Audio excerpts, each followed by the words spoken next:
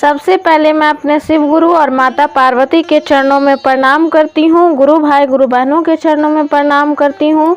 गुरु भाई गुरु बहनों, आज मैं आप लोगों के लिए एक नई कथा लेकर आई हूँ। इस कथा को पूरा सुनिएगा। एक बालक था जिसका नाम देव था।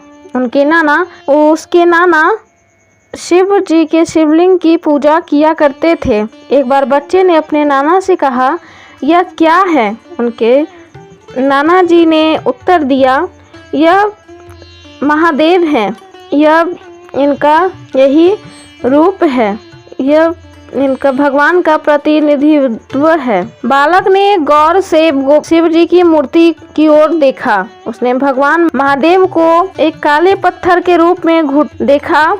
हाथ में को देखकर चौंक गया कि यह काला पत्थर कोई भगवान कैसे हो सकता है। फिर भी वह सोचने लगा कि यह महादेव है। बालक भगवान को उस रूप में देखा। एक छोटे बच्चे को भगवान के लिए प्यार नहीं हो सकता है। एक बच्चा केवल एक बच्चे को भगवान से प्यार कर सकता है। प्रेम किसी सिफारिश से विकसित नहीं होता।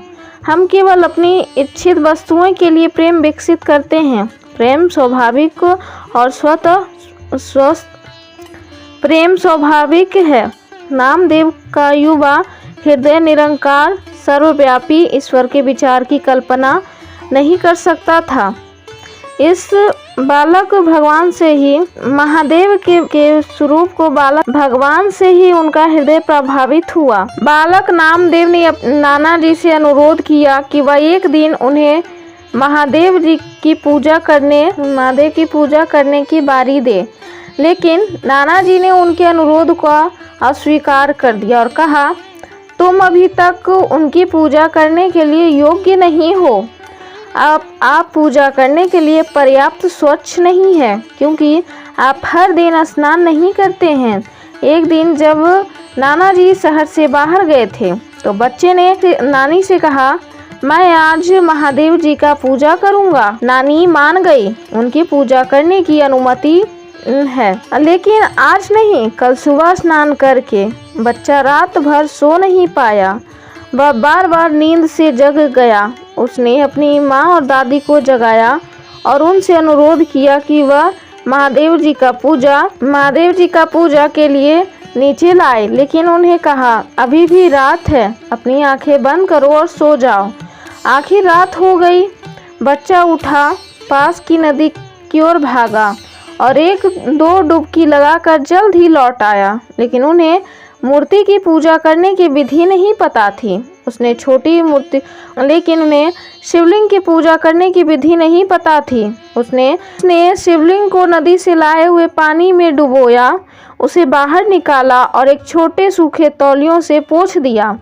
फिर उन्हें अपनी माँ से भगवान के लिए भोग लगाने के लिए कुछ मांग किया और फिर जो भोग उसकी माला वह सामने रख गया ताकि वह उसे भोग खा सके। लेकिन उनके पूर्ण आश्चर्य के लिए उस शिवलिंग ने भोग नहीं खाया।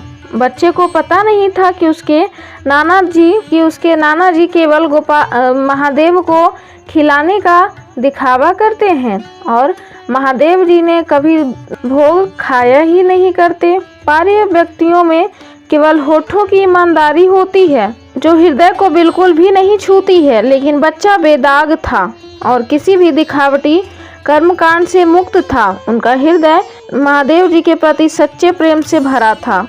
तब बालक ने परमेश्वर की मूर्त से दूध भोग लगाने की जिद करने लगी और कहा, क्यों आप मेरे चढ़ा हुआ भोग नहीं ग्रहण कर सकते? क्या आपका हृदय पथरीला है?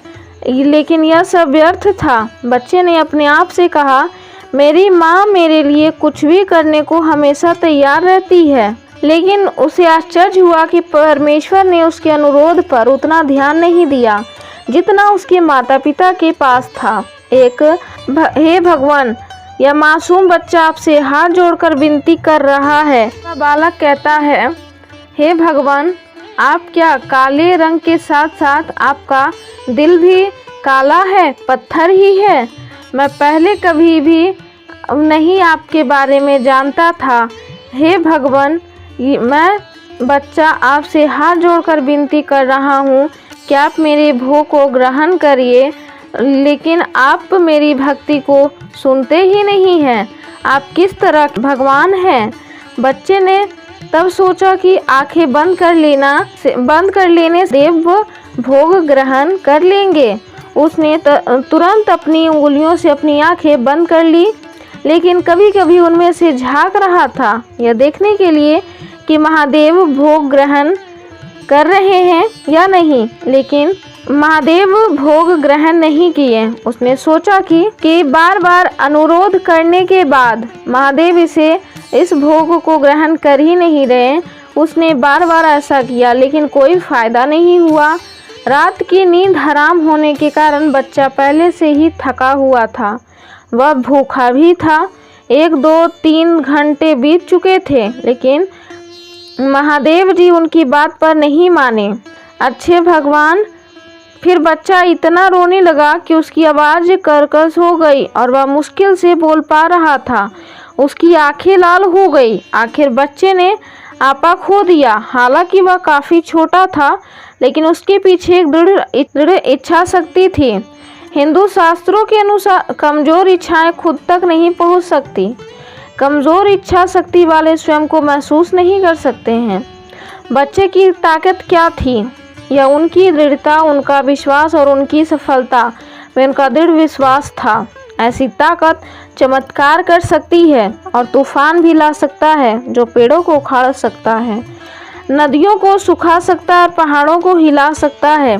मनुष्य का टूटा विश्वास ही उसकी वास्तविक शक्ति। उनका कहना है कि विश्वास की ताकत से बालक नामदेव की भी उन पर ऐसी ही आस्था थी। बच्चे के विश्वास ने आकर्षित किया, बल्कि स्वयं भगवान को आकर्षित किया, और वह बालक महादेव से प्रार्थना करने लगता है कि हे भगवान, अगर मेरे सच्चे प्यार में कोई प्रभाव है तो आप निश्चित रूप से मेरी और आकर्षित होंगे, इसलिए मुझे कोई आपत्ति नहीं है। अगर आप मुझसे दूर रहते हैं या मुझसे बेखबर हैं। बच्चे ने बड़ी निराशा में तलवार पकड़ ली और गले में डाल कर रखा। अगर आप भोग नहीं ग्रहण करेंगे तो मेरे जीवन का अंत कर रहा हूँ। अगर मैं जीवित रहूँगा तो मैं आपके लिए जीवित रहूँगा, नहीं तो मैं जीने का बिल्कुल भी मन नहीं है। खुद के लिए जीने का बजाय मरना बेहतर है। जो भगवान के लिए मरता है वह हमेशा के लिए मर रहता है। यह भी माना जाता है कि जब बालक अपने गले में तलवार रखा था, तभी अचानक किसी को पता नहीं चला कि भगवान कहाँ से गए और बच्चे को गोद में लेकर अपने हाथों से भोग को ग्रहण किए और देखा बच्चा बहुत खुश हुआ।